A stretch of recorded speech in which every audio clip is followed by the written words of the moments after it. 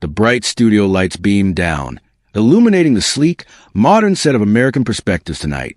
The studio, known for its high-stakes debates and unfiltered political discourse, was packed with an eager live audience. Millions of viewers sat home, their eyes glued to their screens, waiting for what was expected to be another night of heated exchanges and headline-worthy moments. The show's producers knew exactly how to build anticipation. They had been teasing this episode for days, promoting it as a conversation that would challenge America's perception of faith in modern society.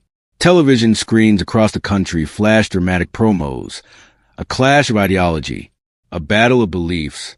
Will faith survive in a world driven by science and skepticism? The energy in the room was thick, an almost electric tension that crackled between the rows of spectators and the cameras poised to capture every second. The audience had settled in, hushed murmurs filling the space as they anticipated the arrival of the night's key figures. And then she walked in. Karoline Leavitt, a name that had been steadily rising in the political sphere, entered the stage with the confidence of a seasoned leader. Dressed in a sharp navy blue blazer, she exuded a presence that was both composed and commanding. Her eyes, steady and unwavering, scanned the room as she took her seat, shoulders squared, back straight, ready. Across from her sat Alan Brooks, a veteran journalist known for his razor-sharp wit and relentless questioning. His reputation preceded him. He was a man who had built his career on pushing his guests into uncomfortable corners, exposing what he considered to be flaws in their arguments. With decades of experience, he was not easily shaken, nor was he one to concede ground in a debate. Tonight was no different. The stage was set and the world was watching. Karoline and Alan, two individuals cut from entirely different cloth, were about to engage in a battle of ideas that would be remembered for years to come. Karoline had made a name for herself as a firebrand, a rising star who never backed down from difficult conversations. She was unapologetic about her faith and its role in her leadership. Whether people agreed with her or not, one thing was certain: she was a force to be reckoned with. Alan, on the other hand, had spent his career as an investigator of truth. At least, that was how he saw it. To him, faith was an outdated notion, a relic of a past where people relied on belief to explain what science now could. He saw his job not as simply asking questions, but as exposing reality, tearing down what he considered weak arguments and replacing them with hard, undeniable facts. Their meeting was inevitable. It was a clash that America needed to see, a confrontation between two ideologies that had been at war for centuries: faith and skepticism. As the cameras rolled, the host welcomed both guests, setting the stage for a conversation that would soon take a life of its own. At first, the discussion was civil. They exchanged views on leadership, governance, and policy. Karoline's responses were crisp, articulate, and well-prepared. Alan was methodical, probing at her words, waiting for a moment of weakness. But Karoline held firm. And then the moment came. Alan, who had been sitting with his arms crossed for much of the debate, suddenly leaned forward. His eyes narrowed slightly, a subtle shift in body language that only a seasoned debater would notice. This was it. He was about to pivot the discussion into new, uncharted territory. Karoline, he began, his voice steady but edged with challenge, you often speak about your faith as a guiding principle in your leadership. You've even said that faith has a role in shaping public policy. She nodded, waiting. But let's be honest here, he continued, leaning in slightly. Religion, Christianity in particular, is on the decline in this country. Fewer people than ever believe in a higher power. Science has given us answers that faith never could. And yet, you continue to advocate for faith as if it's some universal truth. A murmur rippled through the studio audience. The tension in the room shifted, tightened. The cameramen adjusted their focus. The producers whispered into their headsets. The energy had changed. Alan wasn't just questioning Karoline's personal beliefs. He was challenging the very relevance of faith itself. He wasn't finished. There are millions of people in this country, he went on, his voice unwavering, who would argue that faith is nothing more than an outdated crutch, something that holds people back rather than moves them forward. Do you think that's fair?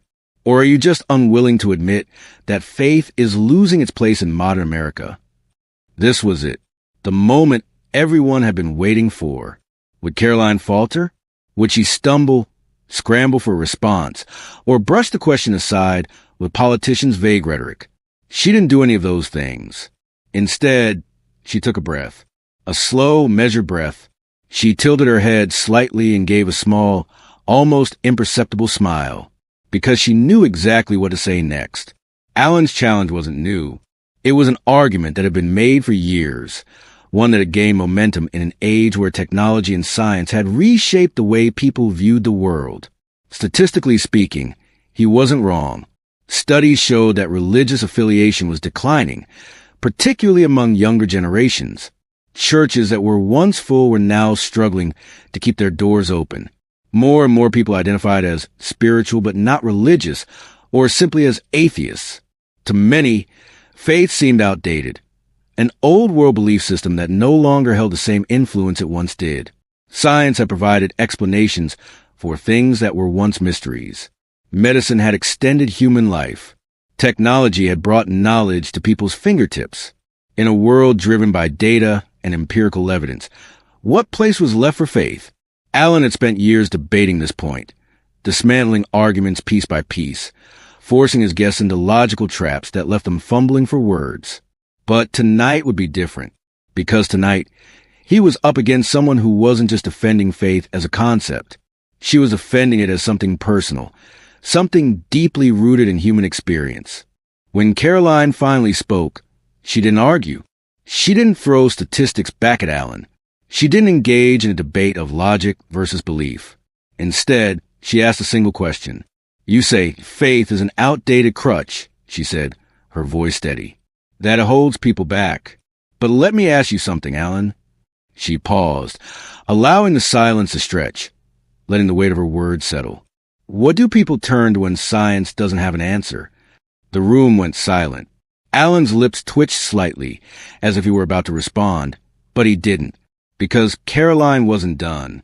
It's easy to dismiss faith when life is comfortable, when everything is running smoothly, when your job is secure, when your family is healthy, when the world makes sense. But when the ground beneath you disappears, when your child is dying in a hospital bed, when you're staring at a casket, when the doctors say there's nothing more they can do, what do you reach for then? The studio was completely still. Even the producers, who usually whisper behind the cameras, were frozen in place. Alan adjusted his tie, trying to mask his reaction. But it was too late, because for the first time in his career, Alan Brooks, the relentless, unshakable journalist, had no words. The silence was unlike anything the studio had ever experienced. Typically, debates were loud, filled with back-and-forth exchanges, interruptions, and the occasional eruption of applause or murmurs from the audience. But now, nothing. Not a cough. Not a shift in the seats. Not a whisper from the producers behind the cameras. Alan Brooks, the seasoned journalist who had spent decades dismantling arguments with precision, sat still.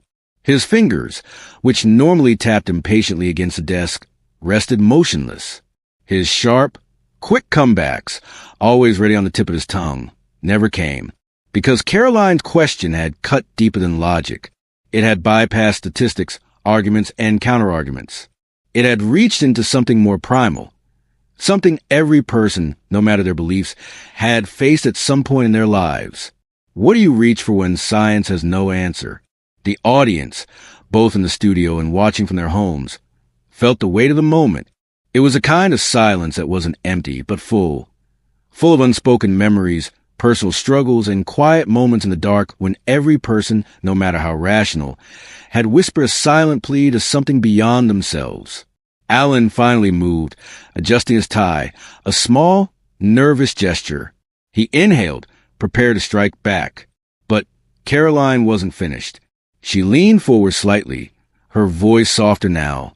"You see, Alan, faith isn't just about answers. It's about resilience. It's about hope. It's about what keeps people standing when they have every reason to fall." The air felt heavier now. The debate had ceased to be just a debate. It had transformed into something deeply personal, not just for Alan, but for everyone watching. Karoline let the moment breathe before she continued. "If you really want to know why I defend faith, why I believe in it so strongly, it's not because of history. It's not because of politics. It's because of a woman I met 12 years ago. Alan's brow furrowed slightly. The audience leaned in, instinctively knowing that something powerful was coming. Her name was Margaret, Karoline said, her voice tinged with quiet reverence. She taught me something about faith that no debate, no statistic, no argument could ever shake.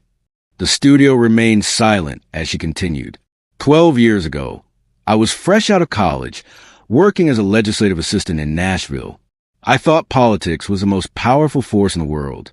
I believed policy was a key to change, that laws and government could fix everything. She exhaled softly, as if the memory itself carried weight. But then I met Margaret. Alan didn't speak. He didn't even glance at his notes. He was listening, truly listening. Margaret was 72 years old. Karoline went on. I met her at a community outreach event for seniors. One of those events politicians love to show up to for a quick photo op. But I wasn't there for that. I was just doing my job, taking notes, listening politely, planning to leave. But Margaret, she stopped me in my tracks.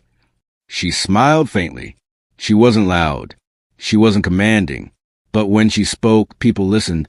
There was a quiet strength in her, a kind of strength that only comes from surviving things that should have broken you.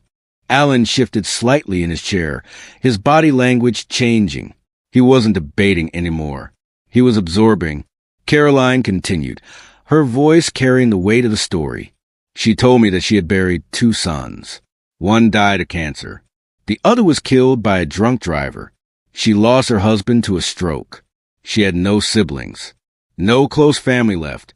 And yet, she sat across from me, smiling, sipping tea, asking how my life was going. There it was, the quiet, unimaginable strength of someone who had faced unthinkable loss, and yet still found a reason to wake up every morning. I remember asking her how she did it. Karoline said, her voice tightening for just a second. How she could endure so much loss and still sit there warm and kind, as if the world hadn't tried to take everything from her. She turned to Alan now, not as an opponent, but as someone simply sharing a truth. And do you know what she told me? Alan said nothing. He didn't need to. She said, faith isn't about proof. It's about what keeps you standing when there is no proof. The words hung in the air. It was a moment that no debate, no sharp-witted remark, no rehearsed argument could erase. For the first time in his career, Alan Brooks was at a loss for words.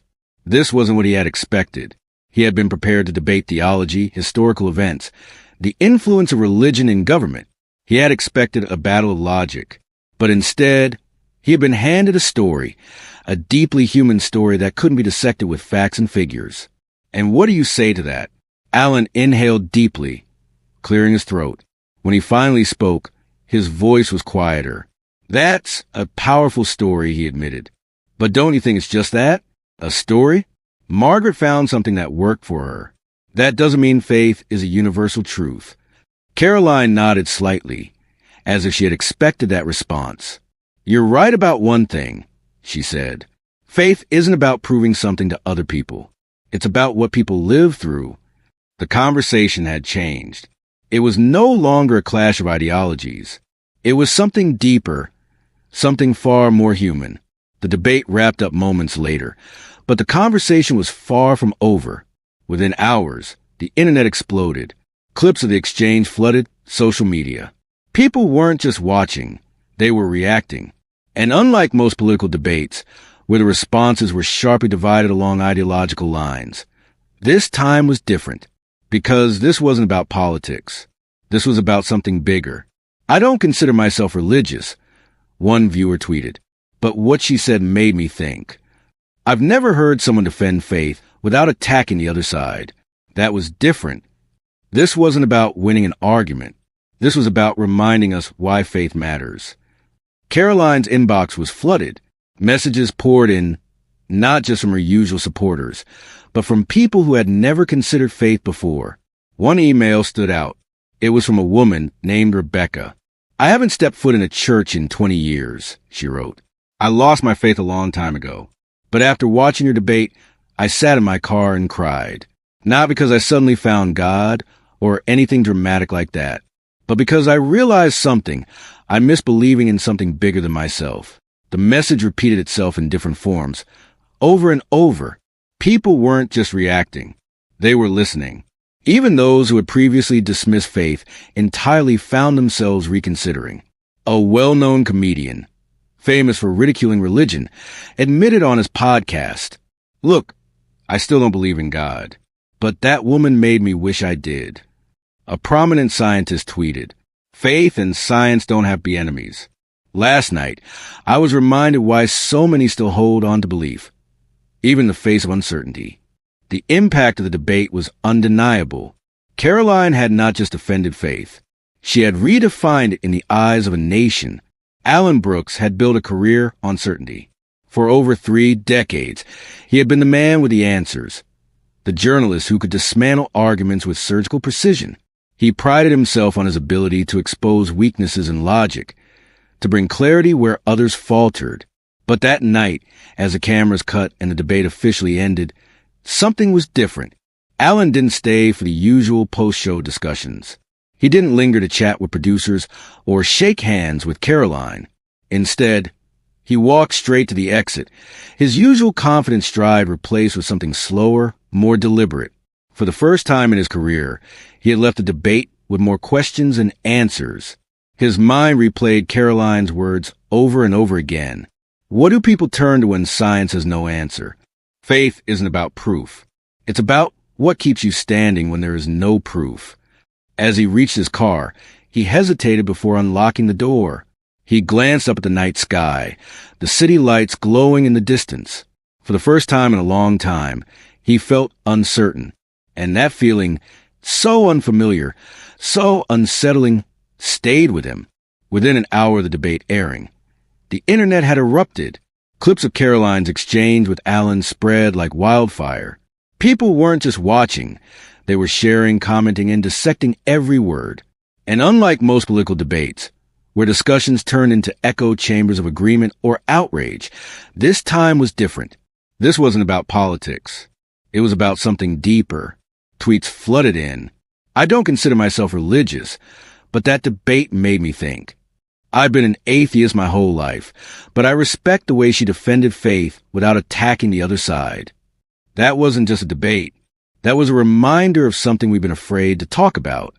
Even late-night talk shows, usually quick to mock conservative figures, took a different approach. Instead of dismissing the discussion, they engaged with it. Hosts admitted they had felt something watching the exchange. And then there was Alan. For a full 24 hours after the debate, he remained silent. No tweets, no interviews, no attempts to control the narrative. Then, at exactly 8:37 a.m. the next morning, he posted a single statement. I've been in journalism for over 30 years. Last night was the first time I walked away from an interview realizing I had more questions than answers. It was simple, honest, and it changed everything. Because Alan Brooks, the man who had spent his career tearing down faith, had just admitted publicly that he was questioning his own certainty. And that single moment of honesty sent shockwaves through the conversation. As Karoline sat in her office the next morning, her phone buzzed nonstop. At first, she assumed it was a usual post-debate flood. Messages from supporters, requests for interviews, political strategists analyzing her performance. But as she opened her inbox, she realized this was different. The messages weren't just from her usual audience. They were from people who had never followed her before. People who had never considered faith in their lives. One email stood out. It was from a woman named Rebecca. I haven't stepped foot in a church in 20 years. I lost my faith a long time ago. But after watching your debate, I sat in my car and cried. Not because I suddenly found God or anything dramatic like that, but because I realized something. I miss believing in something bigger than myself. I didn't even know how much until last night. Thank you for making me think. Karoline read the email twice, then a third time. This wasn't about winning an argument. It wasn't about political victory. It was about something far more important. Something she hadn't expected. People weren't just debating anymore. They were searching. Over the next few days, something unexpected happened. People who had long been outspoken critics of religion started talking about faith in a different way.